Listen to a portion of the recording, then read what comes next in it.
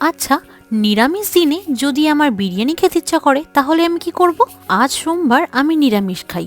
আর আজই হঠাৎ করে আমার ভীষণ বিরিয়ানি খেতে ইচ্ছা করছিল।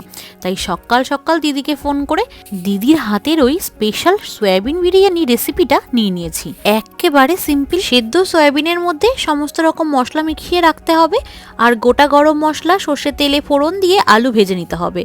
মাখিয়ে রাখা সয়াবিনটাকে দিয়ে ভালো করে কষিয়ে জল দিয়ে ঢেকে দিতে হবে। তারপর অন্য একটা কড়াইতে আগে থেকে তৈরি করে রাখা ভাত দিয়ে লেয়ার দিতে হবে। তারপর দিতে হবে সয়াবিনের কারিটা। এরপর এরমভাবে লেয়ার দিয়ে একেবারে শেষে উপর দিয়ে ঘি, বিরিয়ানি মশলা, চেরা কাঁচা লঙ্কা, ধনেপাতা দিয়ে 30 মিনিটের জন্য দমে বসাতে হবে। 10 মিনিট স্ট্যান্ডিং টাইমে রেখে ঢাকনা তুললেই বিরিয়ানি একেবারে রেডি। নিরামিষের দিনে এরম ঝরঝরে বিরিয়ানি পেলে আর কি চাই বলুন তো? খুশি বলে একজন আগের ভিডিওতে কমেন্ট করে বলেছে তার নামটা আমার ভিডিওতে নিতে। হাই খুশি।